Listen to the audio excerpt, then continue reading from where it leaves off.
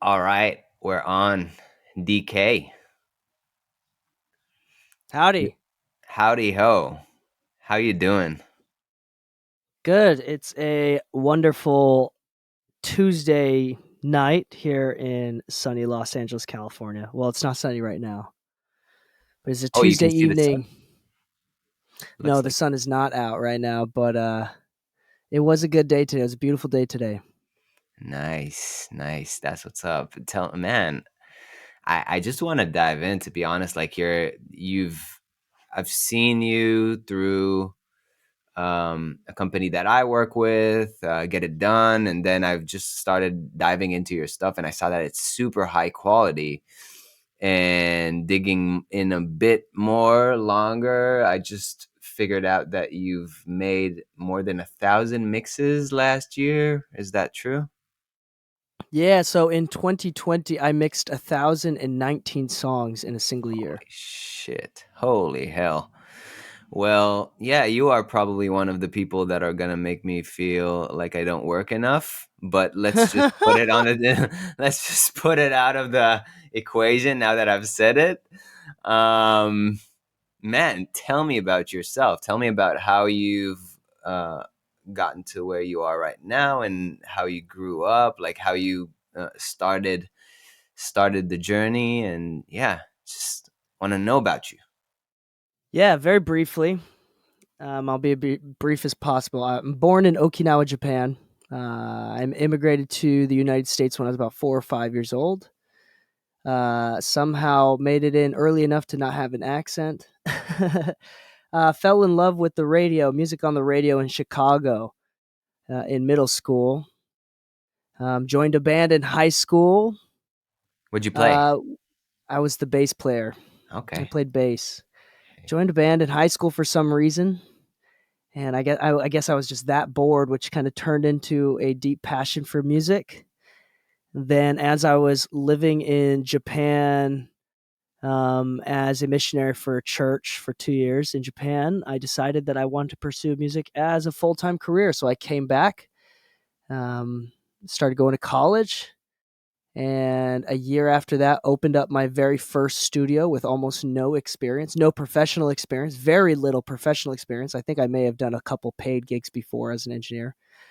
Immediately started hustling, and that hustle led to becoming part of an entrepreneur circle beyond just music. So I started a bunch of other companies outside of music, only which one of remains to this day. And now I own one studio in Utah, one studio here in Los Angeles, and I'm a full time mixer. And I started just mixing, switching over from producing, songwriting. I still like produce, I still songwrite from time to time professionally. But most of the time, I'm just focusing on mixing. And I switched over to mixing almost completely around 2019 or so. So almost 4 years ago, I switched over to mixing completely. Hmm. What made you move to mixing completely? It was the most cathartic thing for me. It was very natural, actually. It was the most fun. It was the most, yeah, it was the most relaxing part of the job for me. I didn't have to have clients there. I could do it on my own time, and I would pay per song. I would charge per song, so I would make more. I was actually the better I got at my job, and the faster I became, the more I got paid, and I liked that aspect of it. Whereas tracking, it's like the only way I can get paid more is by charging more. Word. So wait, I wanna backtrack because I mean I like brief bios, but there were a few things. You presented the church, and then you presented getting coming back and hustling and doing all that. What happened in between there, like with you and music? I got So married in okay, between. there we go.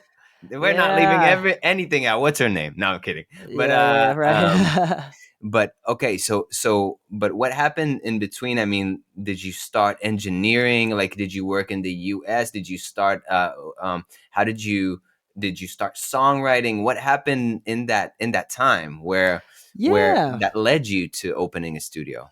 I guess that kind of missed the mark there. Yeah, I didn't talk about that. But yeah, I got married pretty quick, like as soon as I got back.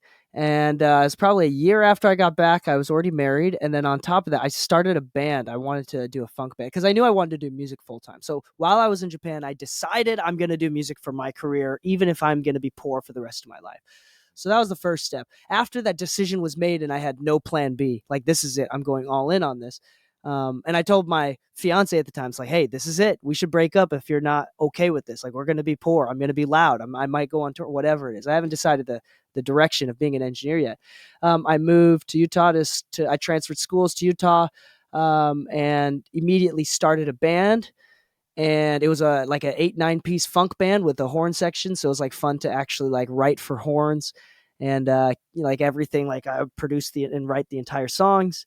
And it's kind of started with I needed a place to practice, and I was engineering my own band because I was cheap, and like I wanted to record. It was just like I wanted to make music, which led me to learning Pro Tools, and I joined the commercial music program. It was like an actual like Pro Tools using like producing program at the school I was at. And so it all kind of lined up. But before I got accepted to the program, I had actually already started a commercial studio and was taking in my first major clients and like running ads, and like hosting events. And it was like no work. I mean, I was like this 22 year old punk with barely any experience, with no name on him, and probably the most arrogant piece of shit you've ever met. And but somehow we made it through, and we're able to leave the lights on, and the overhead was low because it's Utah, and the risk was very, very low. And somehow we hustled through, made it work. And yeah, that's the in between there. Mm. So yeah, there's so much to dig in from there. Is there so that moment where you decided that I'm gonna do this, like no matter what, communicated and did all these things. I love how methodology. I'm in lots of words. How do you say that? Methodic, Methodic. Yeah. methodical, Yeah. methodical. I think that's it. Metho- eh, Methodical. Now I'm I'm second trying to guessing mix it myself. with mythological. Yeah. Ah, No, there you no, go. There you go. methodological. So anyway, I'm I digress. Let's get back. How would you recommend people do that today? Were there a lot of mistakes that happened on the way to you being actually able to be running all your stuff and just doing that alone? Yeah. So, how would people do that today? How was I able to do it? Okay. So, to be fair, um, this is going to sound really arrogant, but I'm going to be totally honest. I don't think most people could do exactly what I did. I don't think most people has the determination, the guts, the focus to do what I did. Um, I took out a loan, dude. I was like $20,000 in debt at 21 years old, just married. Um, that's not normal, you know. Um, and granted, there's people that take out much bigger debts than I did, but and it was a lot of luck. It was a lot of sheer dumb luck, meeting the right people, not having a business plan, but things working out anyway, just from sheer hustle. Typically you don't grow clients just from sheer hustle. Like that's hustle is just such a weird, obscure term, right? It doesn't mean I it could mean I made flyers, right? But I yeah, it's I don't think most people can do what I did, and I think why I was able to do what I did at that time was because of the amount of focus. I literally had no plan B, and it was really blissful. Like, it was very naive, and extremely hyper focused on, like, I have this, I want it so bad, I'm willing to cut everything out. So I'm talking like I would work at the studio for 80 to 100 hours a week and go to school full time. So most people, when they go to school for music full time, they're like, hey, I don't have time for anything else. I can't even get a part time job. That's pretty normal. And here I am doing like two full time jobs and going to school full time. And I don't think most people have the hustle to that. I didn't party. I don't drink. I don't smoke. I don't go hang out with people. I was literally just at the studio networking and stuff. I don't I don't think most people have the focus to do that. And I think there was nothing to fall back on. I didn't want to be anything else at that time. So um, I think if some very few people, uh, a lot of people think that they have that level of focus, but I think the people that actually do are able to do exactly what I did, and even to more extreme levels. Um, but I think that I was also luckier than most people. It just happened to be like the perfect deal for a studio location that with a very low overhead, with a great business partner, with a lot of fantastic mentors, with a lot of great friends. It just happened to be a fantastic music city, and yeah, it was a lot of luck. Yeah, but was it like I'm asking myself as you're speaking, it sounds like you're a really smart dude. Like there's something there was something in every luck, there's something that let that luck happen.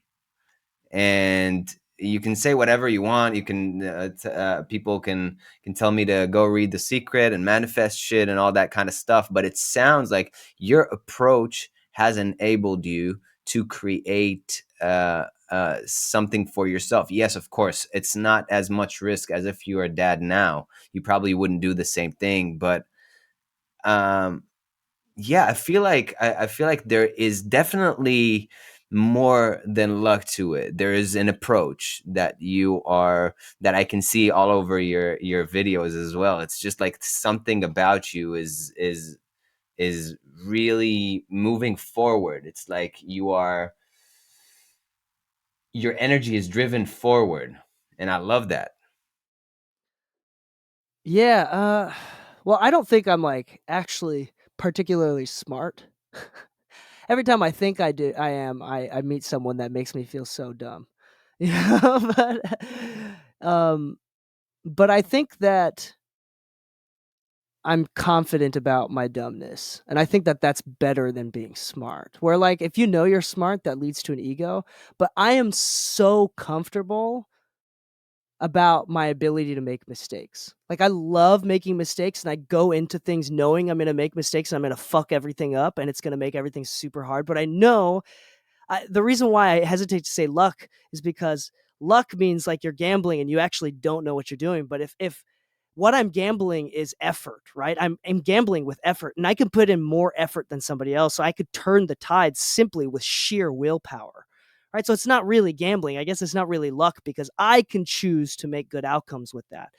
I'm just going into it. I'm very risk averse and I love taking risks. And I go into it knowing that I can turn things around by just working really hard. That being said, um, we're basing this entire questioning and answering is basing off of like the if as if I was the most successful mixer in the world.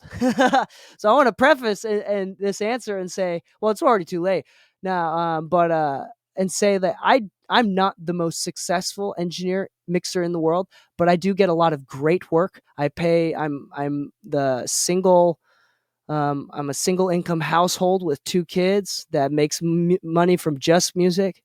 And I get to mix full time, and I'm very blessed, and I have boundaries. Now, am I the type of person? And I've kind of had the pleasure to build a lot of boundaries now, where I've built my career where I don't have to work as hard, and I kind of stick to 40 hours a week or less, and I spend most of my time with my kids and my family. Like that's what's important to me now. And I'm lucky to be in a position where my career has stabilized and I'm able to set boundaries and I only work with clients that are great and fantastic, that have good budgets. I don't have to waste my time with um, clients that don't know what they want, nor do they know what a good mixer is. And they waste my time and they waste their own time and their own money. Mm. Yeah, that's a big one. How did you come to understand what that looks like for you? Like what that work looks like for you specifically? Yeah, I think this is different for everybody. Roy, let me ask you, like, are you single? Do you have a girlfriend? Are you a family man? What's your I situation? have a girlfriend, You yeah. have a girl. Like what in your life outside of work, what's the Yeah. most important thing for you? Mm. Yeah, my girl and my dog. Yeah. What what is important about your girl? Like, is it that she's taken care of? Is it that she is fulfilled? What is it about your girl and your dog that you want? It You want is to marry her someday? everything. Like, what is the situation? I don't. Everything is about, in the end of the day, everything is about my feeling, right? Like, so I want to feel good in my skin. I want to feel good as a provider. I want to feel good as a person in general, like as a spiritual person who needs to move in a world that's changing all the time and evolving. So outside of that, I want to feel that I am worthy. Mm, Yeah. fantastic. That's fantastic. Yeah. I think that's the first step is recognizing what I really want. And I think that's not always been super easy. I've known that I've always wanted to be a dad. I've known that I've always wanted to spend time with my children more than my dad did with me. And I knew that for me, spending time with my kids is the finish line. It's not a yacht, it's not a house. My goal is spending time with my kids, especially when they're young, right? And because when they're older, I have to give them up. There's no point missing all the time when they're young and then they become a teenager. It's like, okay, now I'm going to make time. First off, that doesn't make sense because I'm probably working so hard and then they cost so much that I've sacrificed everything and have to spend 80 hours at the office just to make ends meet for these kids. And then by the time I finally figure out that I'm emotionally missed most of their lives, then I have to start catching up and then they're gone to college. Like that's the most backwards logic I've ever heard. It's probably the most stupid advice I've ever heard from any parents. And you don't have to be their age to understand that advice is straight up retarded. Yeah. Okay. Yeah. And Yeah. like, so I'm wanting to spend time now and later. So Mm. I'm at the finish line. I feel like people sacrifice happiness for success. You know, what is the phrase? What is the phrase? People sacrifice happiness for success because they think success will make them happy. You know, but it's the opposite. It's like sometimes you have to know what you have to sacrifice to be happy. And for me, it's working like it was when I moved out to LA and it was about a couple years ago. It's like, okay, no more 8 p.m. starting sessions. Like I'm not tracking anyone from 8 p.m. anymore. I'm not working on the weekends. I don't give a crap if I've literally said no to like Grammy winning artists. I've literally lost huge clients over this. And I will say no. I'm on my time. If you don't want to work with me for my respected time, then I don't want to build a relationship with you. Because if you, um, I'm not going to name any artists, but if you, this big artist, I understand that if I say yes now, I might get a cool gig, I might get a good credit, but our relationship is going to be now a power play where you think our relationship is based off of me groveling at your feet and I really want to work with you. Does that make sense? Like if you don't come at me as equals, then it's never going to be equal. Your power is now I'm your bitch. And that's how it's going to be played out. And there's a lot of successful engineers that play out that way. I'm not going Mm. to name names, but it's actually a really good way of building. But that's just not it for me. I'm not willing to do that. That doesn't solve the problems that I want solved, and it doesn't make me happy and fulfilled, like exactly what you said, which is my goal. So I'm willing. There's a lot of things that I'm willing to sacrifice, but I think it took a lot of making mistakes and setting up goals. You know, was another funny thing is that I had crazy high goals when I moved here, and within the first year of moving to LA, I hit all of them. Like I hit them way too fast, and there was something about hitting my goals and reaching those goalposts way too fast that made me realize, oh shit, this isn't actually what I want. It didn't solve the problems that I thought it would solve. It added more problems that I didn't realize. It's like by the time I got to the level that I'd never dreamed of getting to, and I'm only got them within 1 year, I was like, oh shit. And I went into a deep depression partially because of that. Mm. Like, oh, now I really don't know what I want. So I think it was like figuring out, balancing it out. What is it that I want? A lot of meditation, some therapy, like a lot of like reading and just thoughtful mindfulness of dialing it back and refigure it out. And I can say more than anything else that I am the happiest that I've ever been in my life at this moment, thanks to the mistakes that I've made and the boundaries that I've created. Sorry, that was Mm. a really long-winded answer. I apologize. Yeah. Apology accepted. We will delete this part. We are done. Nah, man, this is whew. I need to let this sink in because this is where what movie The Green Knight have you seen? Have you seen The Green Knight? The recent one, yeah, with 24 Where he goes A is that A20. is What is that studio? I don't know, man. But yeah, I recently saw it. Yeah. It's so dope. Where he goes, is that all there is? And this is oh shit! It's a spoiler alert. What I'm doing, I've just spoiled a bit, but it's just like, is that all there is? Where in the in I'm gonna, sorry No, guys, spoil it. spoiler, Spoil it. spoiler. Spoiler alert. Pew, Where wee, wee. where his whole life goes in front of his eyes. In and I mean, just the movie leading to that point is so good in my opinion that it doesn't really matter. But when he goes, "Is that all there is?" And I think it's, and maybe he said it in a different way, but is that all there is? And you're talking about getting to your objective and asking yourself, is that all there is? Like in that moment, it's like, oh shit, I reached all the things that I actually wanted for myself. Is that all there is?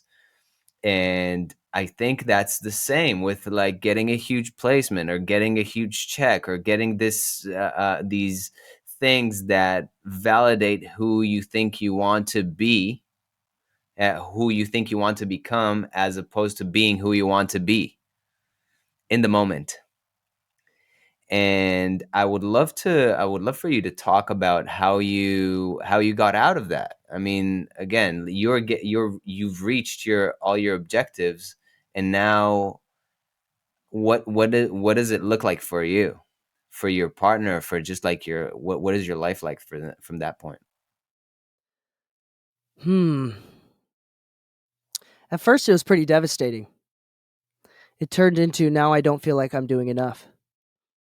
Um, this is where we can talk about like sync, but I've been working for a few. I had previously worked in 2020. I worked with Get It Done, which is the same company that you work for, and I've done mixing for Get It Done GID for a while for that year. Um, and then things kind of like went away, and I've been working with a couple other libraries. So like these labels, what they do instead of doing libraries, they have artists. So like Hive, which is signed under Position. So I do mixing for Position as well, mixing and mastering for Position, where um, any music that is released under them, I either mix it or master it, mostly mastering. And they promote these artists through sync. So it's not like it's not really a library. It's more of a label, but they promote artists. It's actually really fantastic. But anyway, it kind of changed my clientele. I started changing my clientele. I went from a lot of like, I used to be known as like a hip hop guy. Like I went from hip hop where it's like, then the lifestyle changed. Like I don't smoke. I don't want to be around that anymore. And I don't want to start sessions at 8 p.m. It wasn't because I don't like hip hop, but it's not because I decided to go against hip hop, but it's because I don't work with those super late nights that all of a sudden my clients started shifting and I started losing a lot of like hip hop clients. But then when I started being available in the mornings, I started gaining a lot more like corporate clientele and pop artists, singer songwriters, some K-pop stuff, anything else. And so my clientele changed, and that was a little bit like traumatic because it was like weird seeing I was losing clients that, and I was like missing them, some FOMO as well. And they started getting different engineers, and I started gaining new opportunities slowly over time. It was a little bit scary, but we got through it. So now I would say that um, to now it's about 50-50. Like 50% of my work is for Get It Done, Position, um, and like a couple other labels and sync, and then also independent artists. And I love independent artists. So I'm all over the place as far as my work goes. I will still refuse to do TV and film dialogue editing or anything else. I just do music. I only do music. Mhm. Yeah, it seems like you have something with boundaries where you're really solid on your boundaries, and it actually canceling everything, all the noise helps you to really narrow into what you are, to your new direction and to the new person you are becoming. So, I mean, and I will take it back to the question of, okay, how did you had this depression phase where you were like, what's happening now? What did you realize at that point that helped you persevere?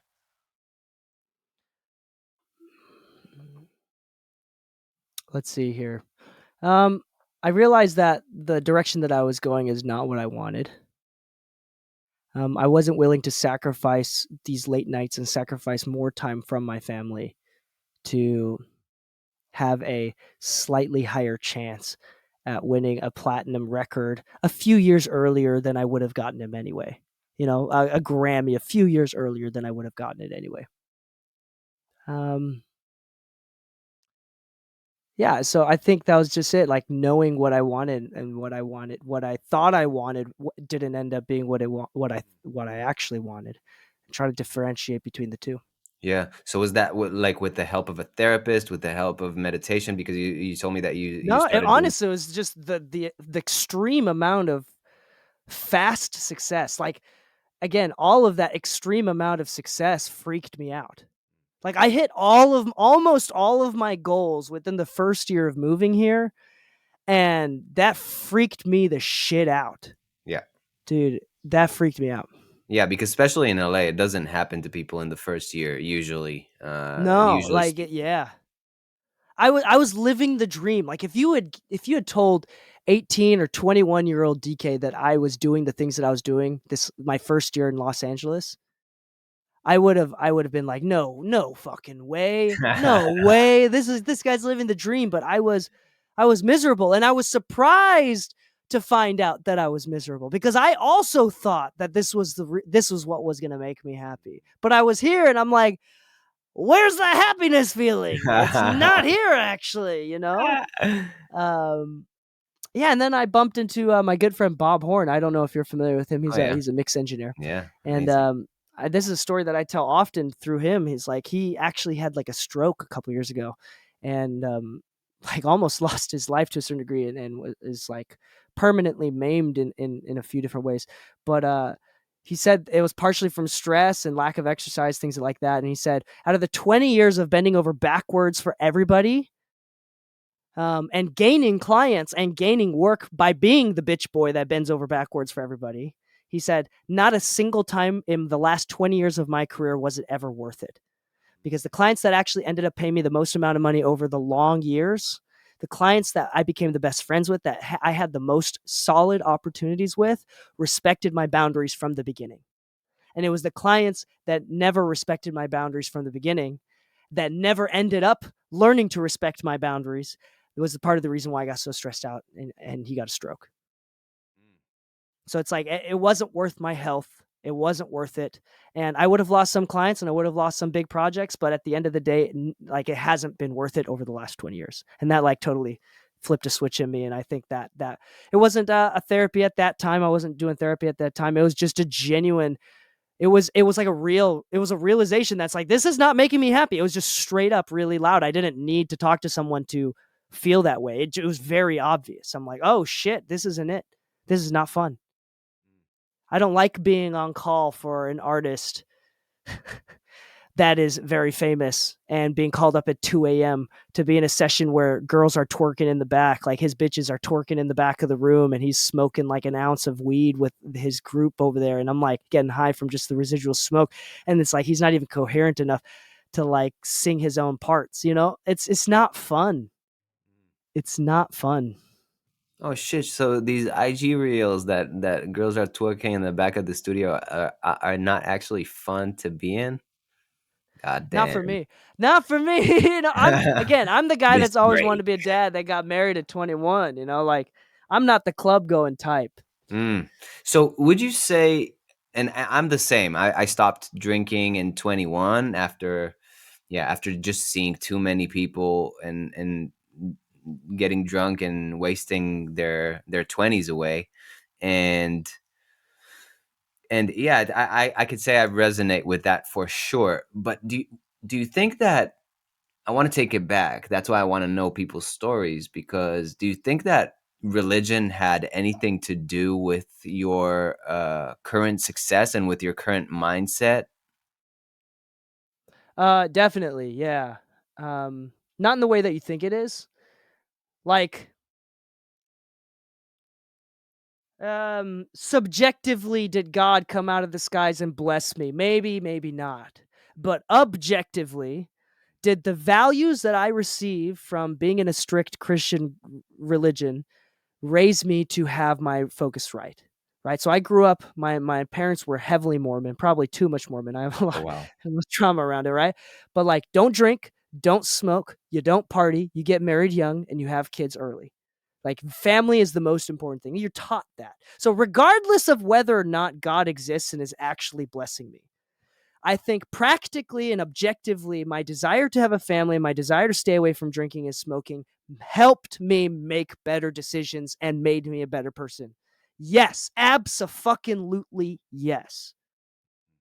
And maybe, just maybe, that my religion gave me a set of values, and I have a like an ego where if I start doing things that I was taught are wrong, then I will start to feel like I don't deserve success, right?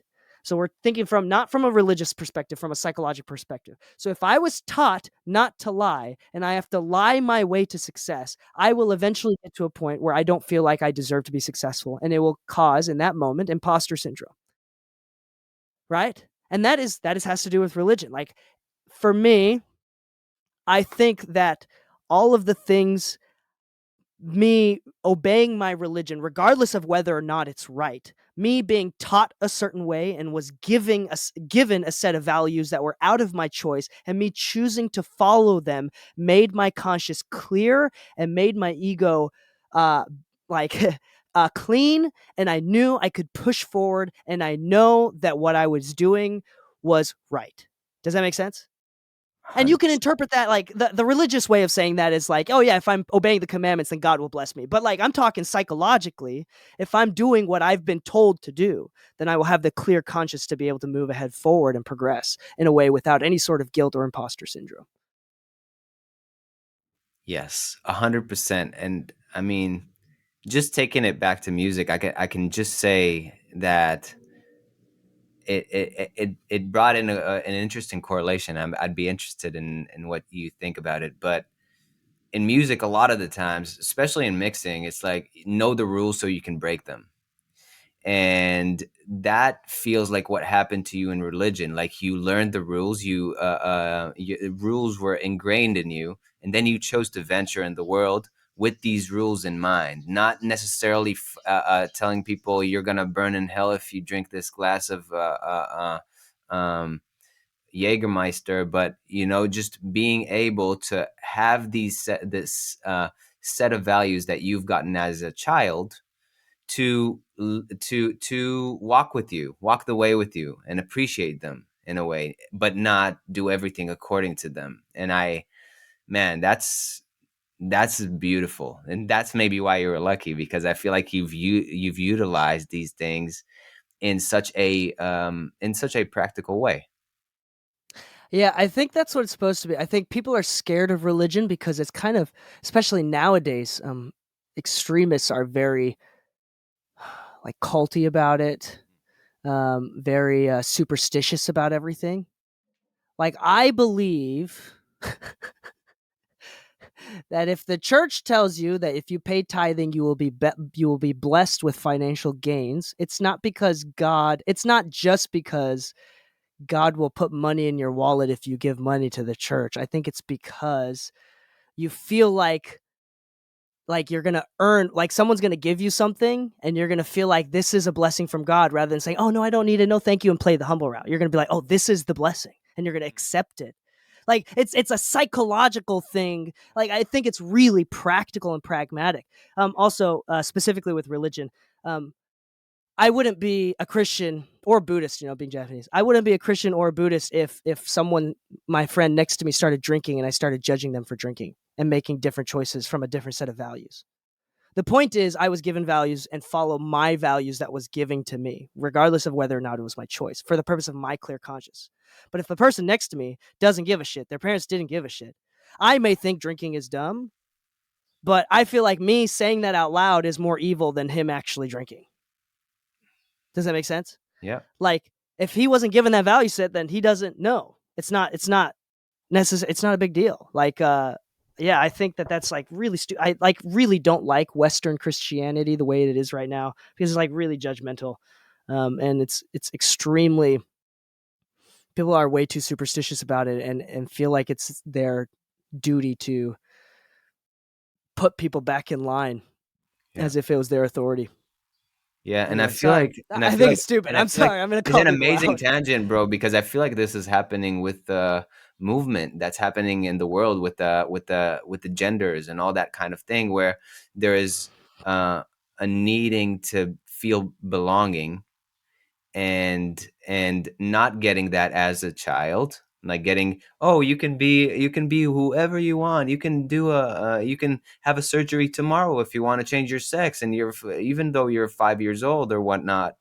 And I'm sorry, I'm talking to a specific problem, but it's just way more general than that, where I feel like there is less of a feeling of belonging, with all the technology and all the stuff that comes out, and everything accessible to everyone, where they can, if they want to go to your street, they can just look at Google and say, oh, it's an ugly street, I don't want to go to your street, even though they don't know how your street feels. Like, so they don't know shit about your street. And I'm just taking one little thing. It's just, imagine any place you want to go to, and a lot of people just want to know everything about that place before they go there and decide whether they want to go there from the information they're given. And a lot of the magic that's happened in my life has happened through the unknown, and through just being able to take my set of values and implement it to a situation that's completely unknown to me. And that kind of, and that's missing, in my opinion, for a lot of people, and it can get people to be very jaded. Yeah, for sure. I think that there's two. Well, I don't mean to generalize, but I'm going to generalize a little bit. I think there's two dangerous groups of people. I think it's one is the extremists in every religion, especially Christians, are extremely, historically speaking, really bad, extremist wise. Um, and then on top of that, so any sort of like modern extremists where they're like, oh my gosh, you're not allowed to be gay because I was told that I'm not allowed to be gay. So that must mean it's universal and to you as well. Um, and I mean, there's like a little bit of faith based where it's like, yeah, yeah, Christ was the savior for everybody, a little bit of that, but like they don't know that, like they don't think that, so they have different values for me. So it's low IQ to not be able to understand that.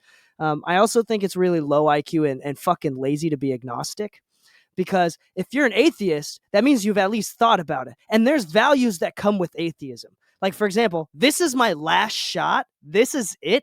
So I got to do the best that I can with it, is a good value. I mean, in Japan, like it was really, really sad being a missionary there and actually talking about religion with people of Japan a lot, my fellow countrymen over there. Um, that was more painful than anything else, talking to these people who were not atheists because they don't come from a super religious background, but instead they were just like, I've never thought about it, I don't have deep core values that usually come from a religion. And so I ask, like in America, you ask a 5-year-old what they want to do when they grow up, and they have an idea. It may be ridiculous, like I want to be not being an astronaut's not that ridiculous, but like I want to be a fireman, I want to be an astronaut, I want to be a police officer, I want to be a teacher, whatever they want to say, even if it is something ridiculous like a trapeze artist, right? They have an idea. If you ask a 20-year-old kid in Japan, like 8 out of 10 times they'll be like, I've never thought about it before. And that comes from a lack of core values. It doesn't matter whether or not you're atheist, or you believe in the spaghetti monster, or you're Buddhist, or you're Christian, or you're Muslim. It doesn't matter. The point is, I feel like the important part is that, unfortunately or fortunately, you are often given a set of values by your parents that is very difficult to step away from with a clean conscience. So you either have to accept it Or with a lot of fucking work, choose a different set of core values and and be like converted basically. But the worst thing that you can do is say like, hey, like I'm actually just a lazy Christian, aka an agnostic, or a lazy whatever. There could be a God. I just don't like the idea that I have to follow any sort of rules.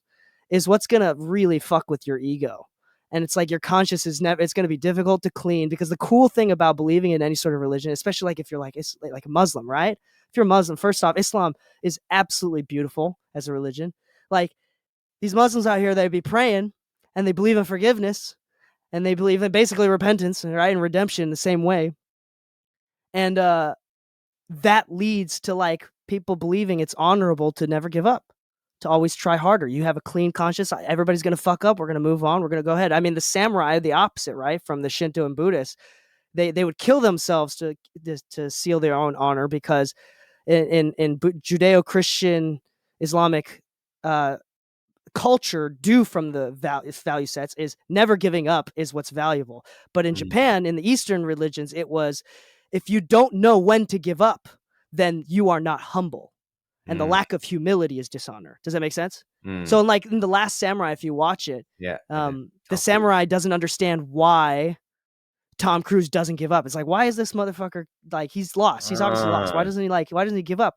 And the samurai just doesn't get it. It's like you're just realize that you give up. And then at the end, the samurai guy, he's like, you're gonna lose this battle against the machine guns. Like, but I'm gonna do it anyway. And he kind of gets this like American honor thing. It's like, I'm not gonna give up. I'm gonna go into a losing battle, which is like the most non-Japanese samurai thing ever.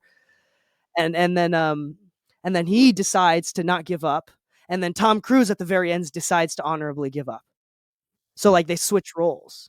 So oh it's like it's wow. you're so the point is it doesn't matter, but the point is that the value systems are incredibly important. And do I believe that the value systems that I've been given and the way that I've decided to approach them has made me successful? Absolutely yes. Do I believe that God came out of the heavens and answered my prayers and gave me the blessings and put me in a special position? Maybe, I don't know. Wow, I'd man, like this to is think so. And maybe yeah. me thinking so is has as if I'm, convince myself enough to say yes, then maybe that's also part of the reason. Mm. Yeah, man, Sorry, I'm like really long-winded about this. My bad. nah, shit, It's bro. that you've hit like a passion point of mine. This is me too, man. Me too. I'm actually my girlfriend is Muslim and I'm Jewish. So there is a very big difference, just a cultural difference between us, and it's religious as well. Because again, I didn't grow up religious, but she did, and there are values that she has that are so ingrained in her that I kind of envy, I have to say. And yeah, and this interview has brought a lot of food of thought for thought for me, and I know that it will for people listening, because we're gonna keep the conversation alive, and I know that we are, between us. But what is a last a parting piece of advice that you would give people who are just trying to get closer to where, let's say, where you're at? Hmm. Oh man, there's so many good pieces of advice um out there floating in the world. Let's see. Let me pick and choose a couple here.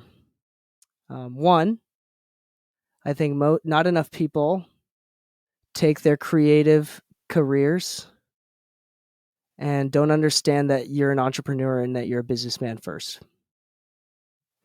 I think that in order to be a creative professional, you have to be and realize that you are a businessman or woman first. And in order to be a good businessman or woman, you have to read books. You have to fucking do the hard thing and read a business book about how to grow and not kill your business in the first few years like every other fucktard has. especially in the creative industry. I think that's like from a business perspective, that's the number one goal. I think the biggest edge that I've had from my competition to get to the point where I am and where I will be in the next 10 to 20 years in my future projections is a lot of it is based off of business knowledge and not mixing knowledge or not music production knowledge. It is business. Um And then I think number two, which would be more spiritual, if I may add a second tip, is to know what you want. And it's okay. It's okay to not want to do music full time, or it's okay to want to do music full time. It's important to be intentional and to know what you want and take the time and the personal journey to figure out what your values are, what you want to believe in, what you want your children to believe in, and invest in your long term future. And do not succumb to stupid, impulsive decisions that make you happy now at the expense of good opportunities later. Mm, yeah, that's something we can make a whole podcast about. These two, only these two subjects. I should have asked you this in the beginning. Shit. Anyway, no, no, No, no. I These mean are, me and Trevor with Get It Done, right? Trevor is the head of Get It Done, the company that we yeah, both yeah, work yeah. for. He actually said like someone asked me this is basically a similar question like, "Hey DK, what's been your secret sauce for your career?" And I had to think about it, and I said it was actually probably me having kids.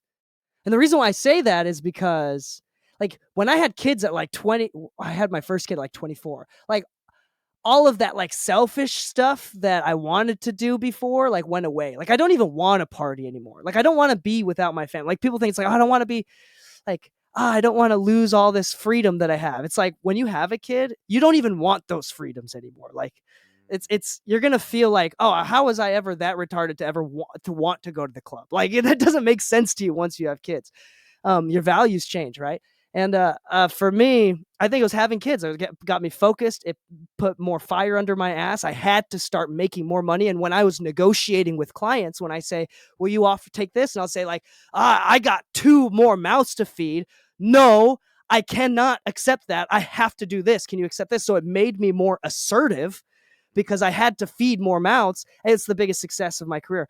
Okay, Wow. but anyway, so that's the secret sauce. And then Trevor piped in and said to me after that interview, he said to me, I think he's like, you lose more opportunities, not by missing good opportunities, but by taking bad ones. It's like people lose more opportunities statistically by making mistakes and taking bad opportunities more than they do from missing good opportunities. So, for example, like you're not gonna gain anything or really lose anything from not going. I haven't thought about this. I'm thinking about this out loud, and I'm trying to make what Trevor said make sense. But anyway, sorry, I'm not able to think of an example right off the top of my head. I was probably gonna say something like going to the gym there's no immediate outcome, but if you choose to continue to go to the gym for years, it'll start to show, right? And it's yeah, it's one of those things. And the cool thing about physical fitness is that it shows physically to the world your personal habits. Yeah, 100%. And I think it comes, it also comes to showing up. And again, to what you were saying about intention and about being able to show up as who you want to be perceived as. And when you have kids and when you have other things that are bigger than you, then you can think for a bigger cause, which is also the definition of religion in a way. You know, that you are thinking with something bigger in mind. Facts, facts. People bag on religion, but um, I think people that grew up in like Judeo, Christian, Islamic religions should study Buddhism, and I think people that in the East should study Western religions. I think they should study each other's religions because more like Western religions are more existential. Like where do we come from? Where are we going? What's the purpose? And Buddhists are like, don't even think about that. Right now you're anxious. Right now you're depressed. Let's get out of that.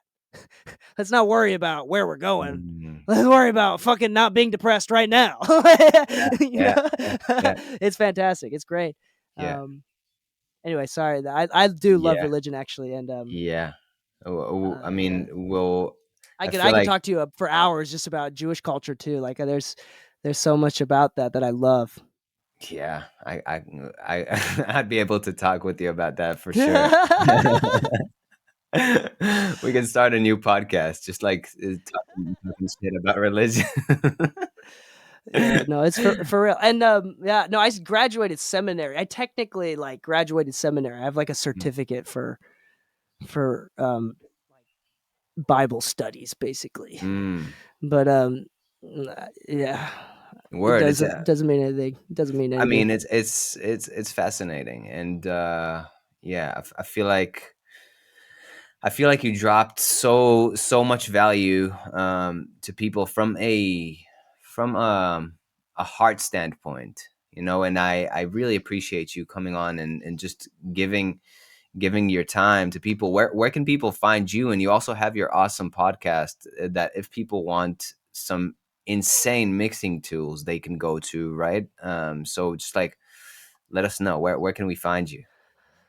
So yeah, so if you want to learn more about mixing, mastering, production, then you can check out my podcast, Mixing Music Podcast, which is available on any sort of podcast platform, as well as YouTube. In fact, check it out on YouTube because that's my weakest platform. And I love, yeah, subscribe to me on YouTube. It's under Dee Kei Mixes, which is also my Instagram tag and things like that. And feel free to DM me if you ever have any questions. Um, I love answering questions you can't find on Google. So if you Whoa. ask me, what's your favorite attack and release time?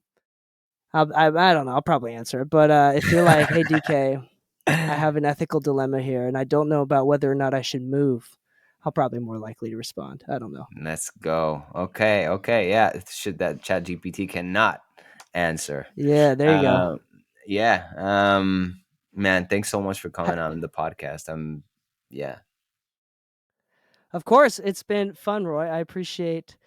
Yeah, I rarely ever get to talk about like my philosophies behind the values that I have and values other people have. So that was actually a fun little tangent, and it was